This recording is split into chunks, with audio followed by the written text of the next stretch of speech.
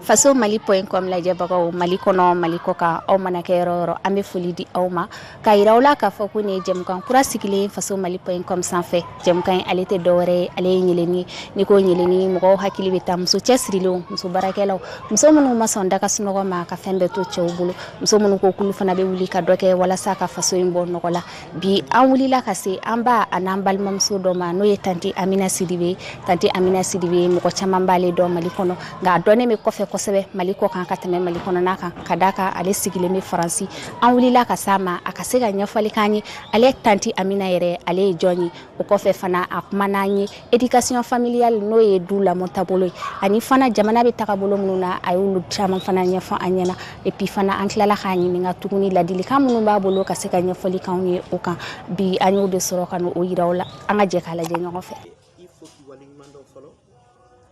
radio ni télévision mɔgɔw fo k'u waleɲuman dɔn aw ni cɛw ka faso baara la parce que n'i y'a mɛn k'a fɔ ko jamana tɛ taa presse kɔ donc u b'aw yɛrɛ wele ko troisième pouvoir ou quatrième pouvoir k'u da mun kan n'aw ma kunnafoni jɛnsɛn ko caman bɛ se ka kɛ jamana ni yɔrɔw la mɔgɔ tɛ bɔ a kalama k'aw fo ka waleɲuman dɔn aw ka bonya n'aw ka karama la aw ka auditeurs fɛnɛ ani aw ka téléspectateurs k'u bɛɛ fo k'u waleɲuman dɔn hali bi ala k'an bɛɛ kelen ma donc i ye min fɔ ne bɛ n présenter ne ye Amina Sidibe ne sigiyɔrɔ taara bɛn Faransi de ma n bɛ faso kɔnɔ bi ala ni faso den kanu o de ye n se yan n'o tɛ ne ye min kɛ Faransi ne m'o kɛ Mali la parce que ni 2022 nana o bɛ ne kɛ 50 ans ye France donc o bɛ ne kɛ 50 ans ye France parce que ne denmisɛnninma de bɔra yan nɔ ka taa Faransi ne fa ale tun ye progressiste ye mun ye ale ma tulonkɛ éducation na musomanw cɛmanw ale y'u bɛɛ ka éducation kɛ kelen ye ala ye kalan min kalifa la an mɔgɔ 15 de tun b'a bolo ala ka hinɛ ni alisilamɛ fure bɛɛ la kelen banna na alhamdulillah hali bi an tɔ kelen bɛ mɔgɔ 14 ye o mɔgɔ 14 na a y'an bɛɛ bila ka taa kalan na extérieur la ka bini année 60 fo kana se wagati min ma a y'a den bɛɛ labɔ a ko parce que ko n'an ma kɛ milliardaire ye n'an ma kɛ fɛn fɛn ye ko mais an bɛ ko dɔn k'an bɛ bɔ ko kalama k'an bɛ ko dɔn ko donc ko de ce fait ale tɛ den to yen den kana kalan ko kalan yɛrɛ ye ko dɔ ye donc ne bɔr'o sen de fɛ ka taa kalan na France dans les années 70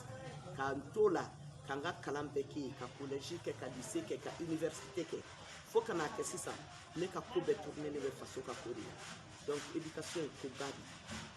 ne bɛ Faransi sisan n kɛra conseil économique et social membre ye ni n bɛ kabini n taara Faransi ka bɔ n yɛrɛ kalama n bɛ dɛmɛ kɛla Mali de ye n bɛ dɛmɛ kɛla Mali ye ne ka ko bɛɛ sinnen bɛ Mali ko de ma ni mɔgɔ minnu bɛ n dɔn Amina Sidibe bɛɛ b'a dɔn k'a fɔ ko ne ka ko n sigiyɔrɔ ye Faransi ye tiɲɛ don n mɔna ye tiɲɛ don mais ne ka ko ɲuman bɛɛ tournélen bɛ Mali de ma parce que Mali ye dugu barikalen de ye Mali ye jamana ba de ye donc jamana min vraiment mɔgɔ tɛ se k'i kɔ don a la n t'o so juru ni barajuru bɛ Mali de la donc o de ye ala sago i sago.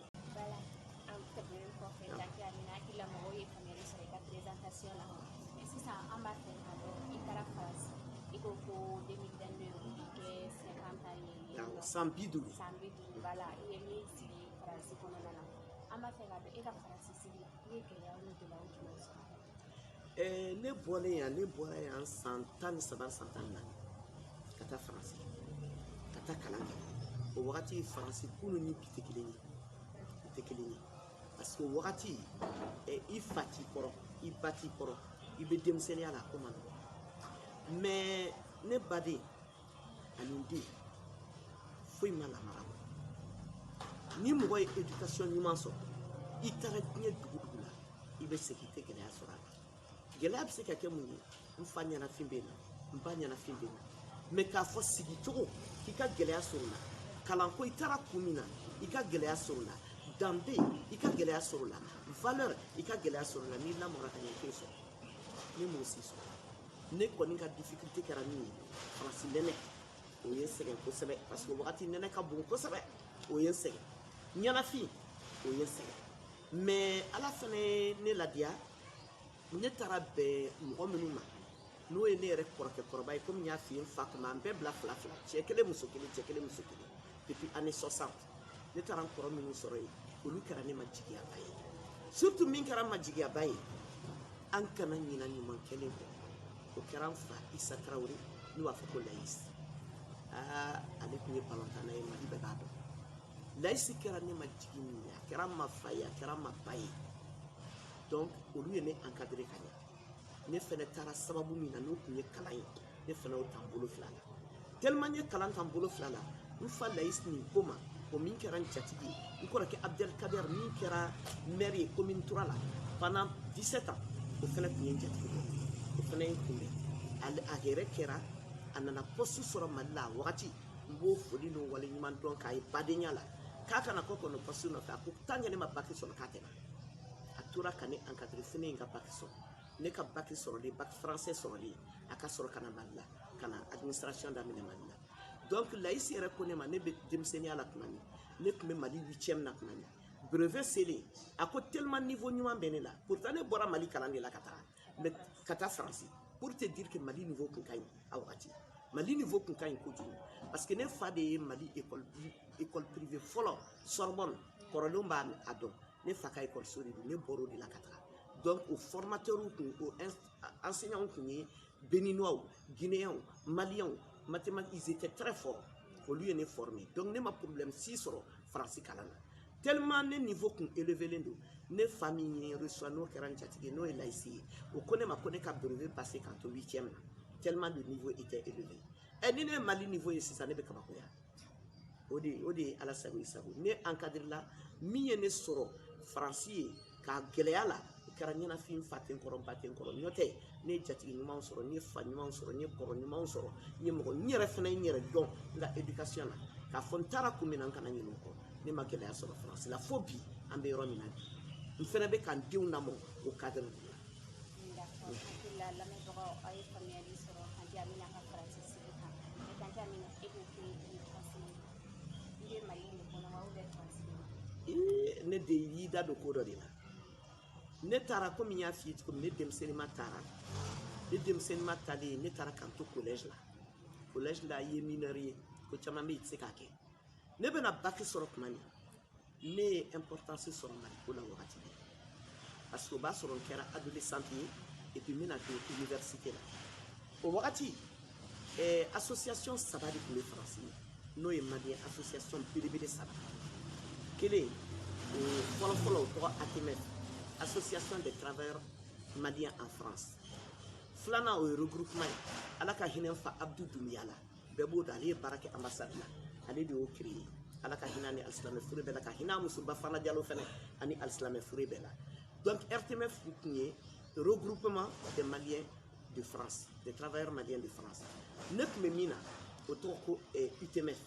Union des travailleurs maliens en France an kun affilié bɛ UNTM na donc je fus en même temps délégué de l'UNTM au Mali ici donc ne nana don a la ne donnait a la an ka base tun ye mun ye au départ comme immigration malienne bonyara France an kun bɛ dɛmɛ de kɛ malien minnu an baden minnu ma kalan minnu difficulté bɛ minnu na papier ko bɛ minnu na soko bɛ minnu na minnu besoin bɛ k'u accompagner n'u bɛ taa administration an kun b'o de k'u ye et puis an bɛ se ka dɛmɛ na don cogo min an baden minnu bɛ Mali kɔnɔ gɛlɛya bɛ Mali kɔnɔ surtout a wagati ne bɛ bac sɔrɔ tuma min les années 70 a bɛnna ja wagati ma Mali ka sécheresse wagati ma donc an bɛ se ka dɛmɛ na se olu ma cogo di ne nana don o de la kabini n donn'o la fo ka na se bi ma ne ma Maliko lâché à l'époque j'avais que 19 ans n tɛmɛnen bɛ 60 ans na bi ne bɛ Maliko la hali bi donc an nana don o de la k'o de ko ɲɛnabɔ o de nana wolo ko caman na hali le Haut Conseil des Maliens de l'extérieur moi je suis la première secrétaire du Haut Conseil des Maliens de l'extérieur à Bamako ici conférence nationale la 92 ne de délégation bɛɛ convoqué il y avait 53 pays Habib Sila ye min ɲɛmɔgɔ ye ne de kɛra secrétaire fɔlɔ ye a président fɔlɔ kɛra Sandiago Sidibé ye avec résidence au Gabon donc an bɛna an da se olu bɛɛ ma voilà mara ni éducation ni fasoden ɲumanya de bɛ mɔgɔ se nin bɛɛ ma ne ma jamana si bila Mali ye ne ye san 50 kɛ France mais ne bɛ Mali bila France voilà. hakili la lamɛnbagaw aw ye faamuyali sɔrɔ tanti Amina an ka wagati ma jan kosɛbɛ mais an b'a fɛ k'a dɔn i ye muso ye i ye baarakɛla ye en même temps an b'a dɔn k'a fɔ i ye femme de fana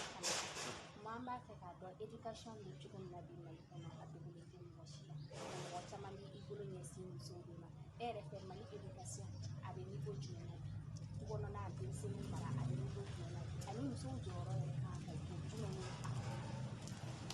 ne ba ni i ye question min posé nin question in diyara ne ye kojugu parce que n'i y'a mɛn buna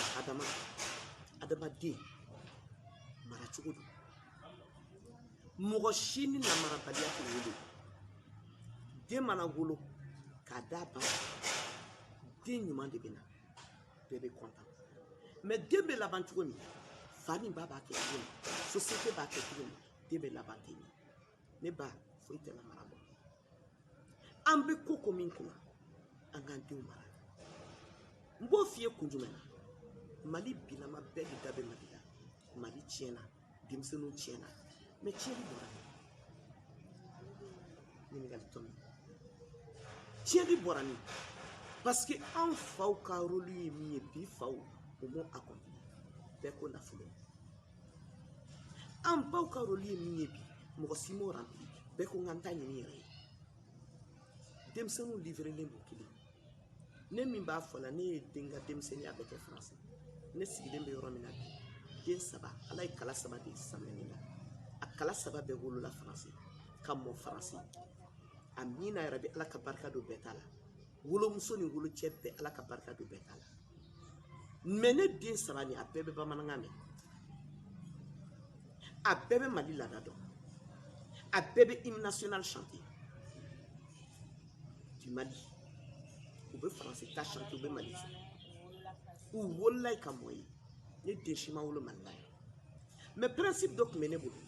ni ne jiginna n denw na u mana se âge dɔ la u b'u bila ka na san 2 san 3 kɛ Mali la kabini u dɔgɔmanin u san 3 u san 4 u bɛna ka na Mali kan ka degi climat la ka degi bamanankan na ka degi société la ne denmuso bɔra yan il y a 2 ans u ye n wele France école la ko a bɛ ka tugu a terimusow kɔ ko ni professeur kumana fɛ a bɛ dimi n y'a sigi k'a kɔrɔmuso sigi ko choix 2 bɛ choix 2 bɛ sabati ma 2 u bɛ data ka bɔ ne ka so u bɛ Mali billet ta i bɛ na Mali la choix 2 a kɔrɔmuso ko ba min bɛ ka nin f'i ye nin ye k'i t'a dɔn ko ne b'a dɔn k'a tɛ tulonkɛ la dɛ n ko wa billet min bɛ d'i ma aller simple o to t'a la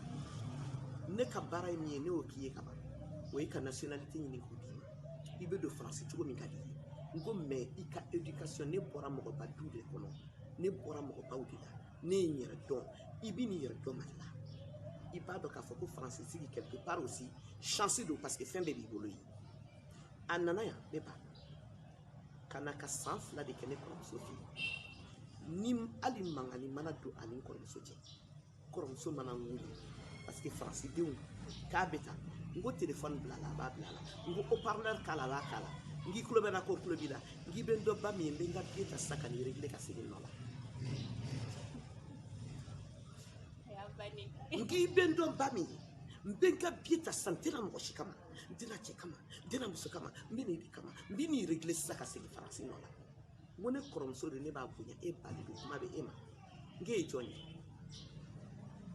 n k'e ye jɔn ye n kɔrɔmuso yɛrɛ kuma dɔn tellement o bɛ siran ka ko ɲɛ o b'a comme o tɔgɔman don o bɛ tɔgɔma diya la o b'a fɔ ko ayi ko a bɛ n ko France denw don b'u dɔn ne ye 17 années de kɛ mairie de Paris là j'étais responsable des antennes jeunes de la mairie de Paris pendant 17 ans responsable cadre n ko n b'u dɔn n b'u minɛ cogo dɔn France denw n'aw tɛ kelen ye olu un chat c'est un chat n'i ko tori tori de don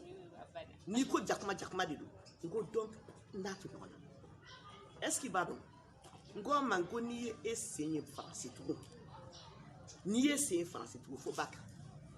n'i ma bac sɔrɔ hali n'i ye san 50 kɛ bac ɲini na i b'o kɛ Mali la i tɛ segin parmi a bɛ bac sɔrɔ san min il y a eu que 28,52%. n bɛ ka chiffre f'i ye dɛ i b'a vérifier il y a 3 ans 28,52% a tun b'o la n kɔrɔmuso ko k'a tun bɛ enfermé de ka da sɔgɔ a da la de leçon t'a la parce que a b'a dɔn n ye ba min den kan ka éduquer den ka sɛbɛ de dɔn Mali tiɲɛnen filɛ nin ye den tɛ fa bonya den tɛ ba bonya a tɛ kɔrɔ bonya a tɛ dɔgɔ bonya ils sont ou bien elles sont livrées à eux-mêmes ma faute bɔra parce qu'on a croisé les bras an dun ka venir de y'olu ye ne filɛ nin ye sisan ne sigilen bɛ ne bɛ yan nɔ ça fait bientôt combien de temps ne denmuso ninnu olu de bɛ ne ka ko bɛ ɲɛnabɔla France ye n mago mana kɛ fɛn fɛn na un simple coup de fil a bɛ ɲɛnabɔ wa ne tɛ kuma den fɛ siɲɛ fila ayi ne tɛ kuma ne tɛ n sɛbɛn fɔ den ye siɲɛ fila kelen pe n b'a fɔ na mais je suis au plus près aussi d'eux parce que o de fana ye problème ye an mabɔlen don denw pour que den ka don den na i ma gɛrɛ den na i k'a ka problème dɔn i k'a dɛmɛ k'a ka problème résolver i ka famille ɲɛfɔ a ye famille ye min ye a bɔra min na k'a fɔ komi n ne denmuso ye kuma dɔ fɔ n ye a ye dabariba a y'a fɔ n ye il y a 15 jours a ko ko dɔ de ye ko dɔ k'a la Paris a ko mais maman bamanankan na tan a ko a tigi tɛ yen nɔ a ko ne ye Tiyani Sidibe mɔden de ye ne ye Sira Jawara mɔden de ye moi je ne suis pas n'importe qui et je ne laisserai pas faire o donc tu as tout compris o de kan ka don den i bɔra bɔkolo min na bɔkolo jugu i b'a n bɛ kuma kelen f'i ye n bɛ n profiter aw ka télévision in fɛ baden bɛ k'a la an bɛ jamana dɔ de kɔnɔ ne tɔgɔ ko Mali ne fa de ye n kalan n ba de ye n kalan walayi ne den ne tɛ kuma fɔ ni ma n fa ni n ba ta comme exemple tellement i filɛ du min kɔnɔ nin ye u ye exemple min di du in kɔnɔ u ye lamara kɛ du in kɔnɔ ka hinɛ kɛ du in kɔnɔ ka bonya kɛ du in kɔnɔ ka karama kɛ du in kɔnɔ ka bɛɛ kɛ kelen ye n den nin ye n den tɛ nin ye o kun t'anw ka du kɔnɔ n'i kun donna du in kɔnɔ i bɛ kamalenkɔrɔ kɔnte 20 i bɛ bugutigi kɔnte 20 n fa den min b'a la a tɛ tɛmɛ 8 tan kan a bɛɛ ye lamɔ de ye an bɛɛ minɛ cogo ye kelen ye kɛlɛ tɛ yan ni tɛ yan foyi tɛ yan an bɛɛ bolo bɛ minɛ tasa kelen kɔnɔ kin bɛɛ tun bɛ na dumuni kɛ Tiyani Sidibe ka so mɔgɔ minnu b'an dɔn n b'a kuma fɔ Badialama kin bɛɛ ɲininkali tɛ k'i bɔra min anw ka mɔna ten kabini o de bɔra Mali la hinɛ b'a la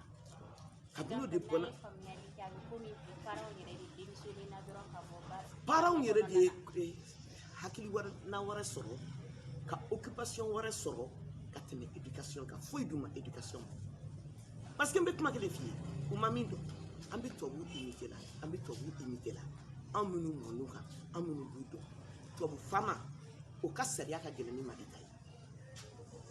yarɔ o bɛ dabariba ne terimuso a dɔgɔkɛ de tun ye Chirac ka ministre de l'investissement ye ministre rang de ministre a kɔrɔmuso a furula cɛ min ma a ye den 4 de sɔrɔ cɛ ye musoman 2 cɛman 2 avec bac plus 4 ou bac plus 5 mais cɛ ma sɔn a ka baara kɛ k'a k'i occupé de moi a nana dimi tuma min a y'a fɔ a woloba ye qui fait partie a b'a fɔ woloba ye tuma min elle avait 90 ans passés woloba elle fait partie des premières femmes ingénieures de France yɔrɔ famille intellectuelle de bourgeois fana don ba ko n'i cɛ ko k'i tɛ baara kɛ ko pour que t'i sigi so kɔnɔ k'i denw lamɔ ko e fa m'a fɔ ko ne tɛ baara kɛ ko ne ma aw lamɔ wa ingénieur ne yɛrɛ de pour que ka muso dusu faga ne de nana n'a ye yan Chirac nali min kɛra francophonie na ka na n'a ye ka na a la ɲɛnajɛ k'a la ɲina dɔɔnin a den bɛɛ ye bac sɔrɔ fo denw kɛlen fɛn ye tuma min cɛ ka sɔrɔ k'a fɔ ko min kana ye k'a kɛ bac plus 5 a y'a den bɛɛ élevé so kɔnɔ an bɛ tubabu kolon minnu ye dɛ an b'olu de imité n tɛ tubabu famaw ka sariya ka gɛlɛn ni Afrique ta ye donc mɔgɔ ka ko ɲini k'a dɔn yanni k'a imité ala ye koba de kɛ farafinna ye ka koba de kɛ Mali ye danbe dugu ye yan de ye hinɛ dugu ye yan de ye yɛrɛdɔn dugu ye yan de ye jatigiya dugu ye yan de ye donc an kana tulonkɛ an ka éducation na ne ma tulonkɛ éducation na wa ne y'a dɔn fana alhamdulilayi rabil alamin na ne ye den éduqué olu fana tɛ tulonkɛ éducation na ne ka baara tun ye mun ye n y'o f'i ye n ko je suis responsable de l'antenne des jeunes de la mairie de Paris la grande mairie avec Anne Hidalgo yanni Anne Hidalgo kana fɔlɔ n kɛra ale ye min précédé Delano ye n kɛra o ta ye yanni o kana munna parce que denmisɛnnin delinquants ne tun bɛ occupé olu de la o denmisɛnnin delinquant dɔ kɛlen bɛ RFI journaliste ba ye bi ne ka éducation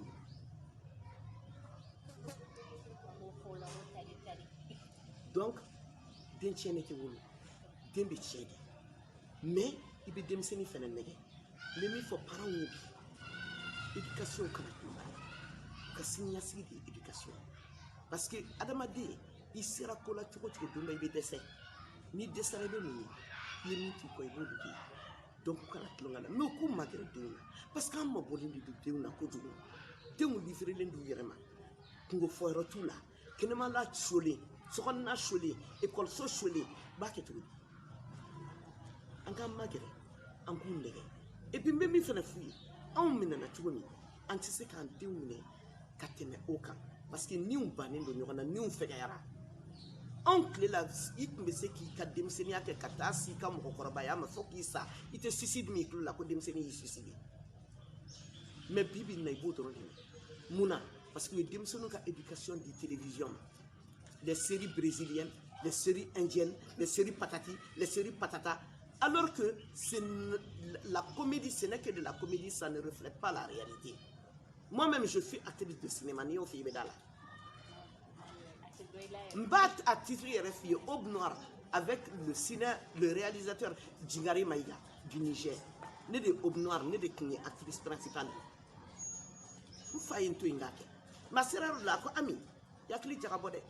A connu ta film, il a calamé. J'ai fait un choix. À ma foi. Donc je sais que ce qui se passe dans le cinéma, ce n'est que de la comédie, c'est de l'apprentissage, c'est comme le théâtre. Il y a un scénario qui a exécuté. Mais il y a une réalité. Vous donnez même Machi Domba ou des Brésiliens. Alors que moi, c'est un bateau de tout pour ce qu'il fait. Autre qui est mis beau dans. Autre qui a fait mis beau dans. Quand on a tellement de démissions, on a tado. Ou tado. Parents font en admiration. Parents bouguent. Ou tawarou n'y kana. Mobile boubolo, mobile sur la trône au tédon. Et man il vient de go. Et c'est comme il faut dire. C'est comme il faut.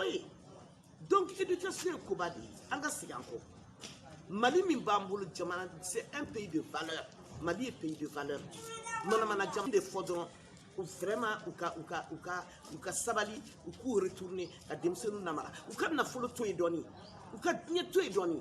Ala yi nunu kalfou la di. Diou nye kalfa de yambou. Ala ka kalfa de. Wa sini ma sini ngana ma na sara domi ala ba nyi nga nye mukoni.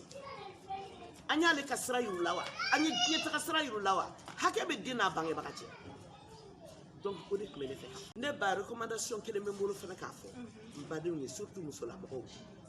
Aw ka konyo ko damate menebe.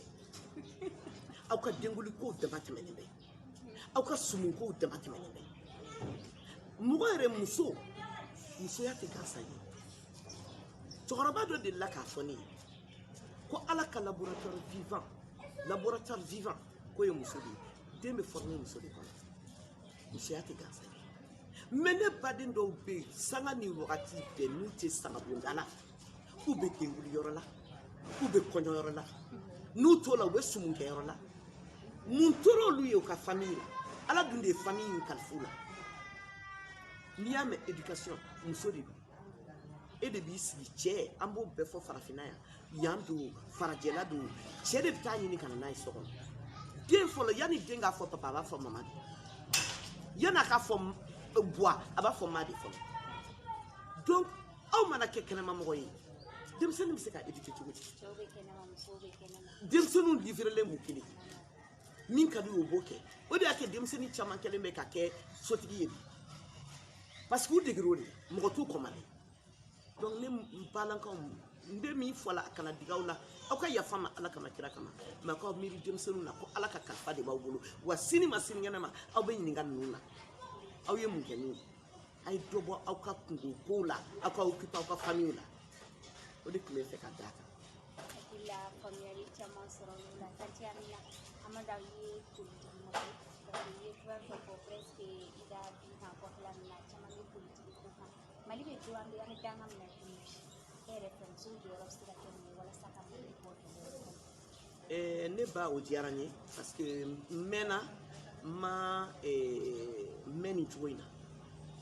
ya e mena fene na ne ben ndi mbarbato di alhamdulillah no gara kan flake amina ya rabbi ana pa de islam e dimbe Mais mine est fort, m'a dit politique pour là. Wakati de sira malien ko bolo ben de tane o ko baye ne be bof yank mami nyemi fi année 70 ben mi be en fauna pa ni ronche a o ko fa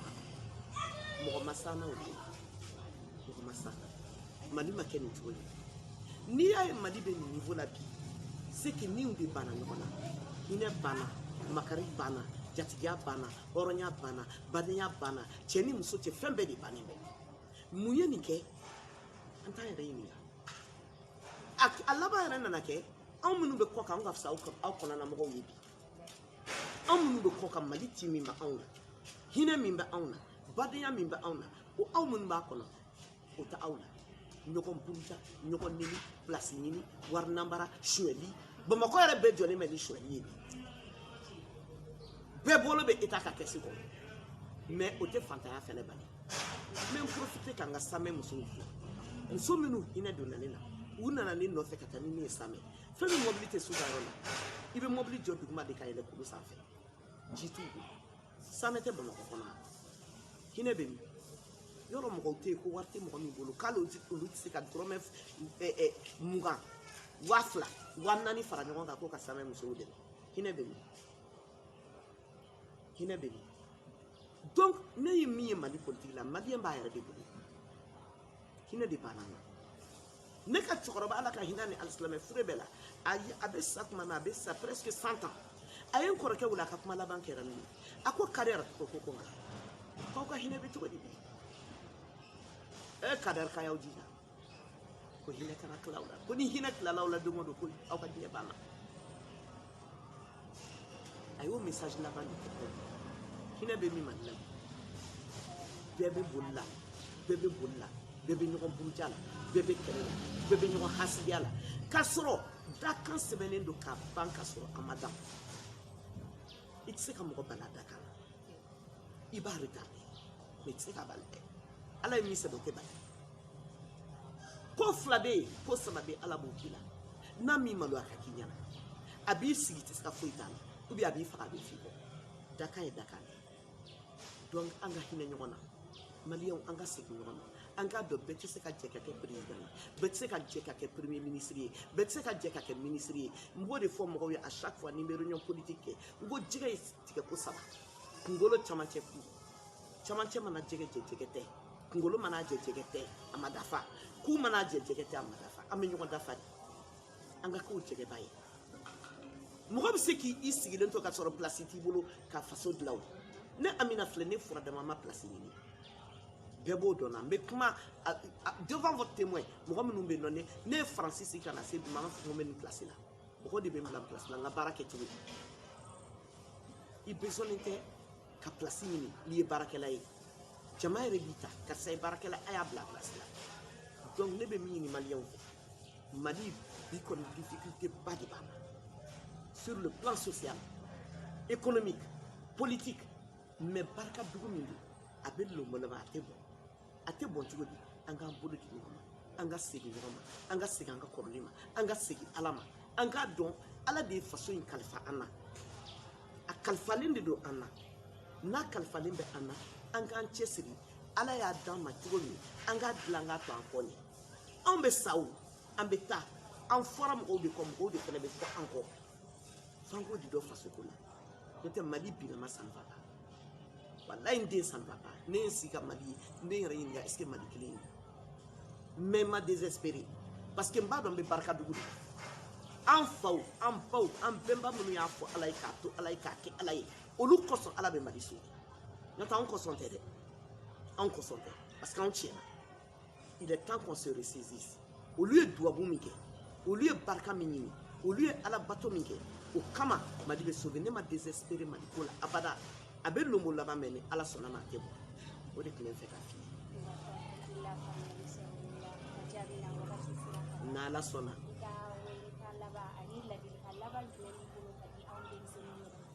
n bi e yɛrɛ fɔ k'i waleɲuman dɔn toujours ka aw ka radio n'aw ka télévision fɔ k'aw waleɲuman dɔn aw ni ce parce que k'i déplacer ka na fo faso la ka na interviewer ni faso de ɲumanya kɛ a tɛ kɛ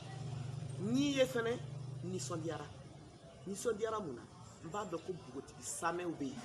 i samɛlen don i polilen don i kɔrɛtilen don ala ka si ni kɛnɛya d'i ma yamina ko dɔgɔmani n'a belebele ala k'a bɛɛ jara i bɛ siran min ɲɛ ala k'i kisi o ma i bɛ jama ka baara de la ala k'i kisi jama tɔɔrɔ ma ala k'i ko diya jama ye ala ka jama k'i dɛmɛbaga ye ala ka furucɛ ɲuman ni denbarikamaw d'i ma ala ka mali bɔ dingɛ kɔnɔ ka malidenw bɔ dingɛ kɔnɔ masakɛ min ka ɲi mali ma masakɛ min bɛ hinɛ mali la masakɛ min ye mali kanu masakɛ min bɛ mali yiriwa ala k'o masakɛ de sigi an kunna k'o kɛra cogo cogo an bɛ barika dugu de la an kan ka ɲɔgɔn ta ka se ka ɲɔgɔn sɛgɛrɛ si tɛ si garijɛgɛ ta n bɛ min fɔ musolakaw ye a y'aw cɛsiri n'i y'a mɛn jamana muso de don société bɛ muso de kamakun kan société bɛ muso de kun kan n'o tɛ cɛ tɛ sokɔnɔmɔgɔ ye muso de ye sokɔnɔmɔgɔ ye musow n'an ye tiɲɛli ye yɔrɔ min an ka wuli an ka taa labɛnni kɛ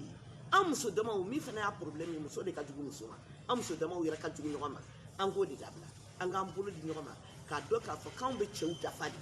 an bɛ cɛw dafa ni an ye balawu ye yɔrɔ min an ka fara ɲɔgɔn kan ka kɛ kulu kelen ye ka t'o kɔsa mali an ye mali dɔn ten de musobaw de ye mali in jɔ n'o ye awa keyitaw ye n'o ye ba jɔgɔnsa sidibew ye n'o ye madame soworo kiyatusow ye n'o ye masaran dikow ye n'o ye jean passe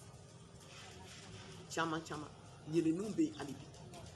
ni ne bɛ dan sigi an ka bi jɛmukan na ni ala ma basi kɛ an bɛ wuli ka se don min na nataw la ka se musoba wɛrɛw ma olu fana ka se ka hakilina di an ma u ka baaraw tagabolo kan aw k'an bɛɛ siɲɛ wɛrɛ ni ala ma basi kɛ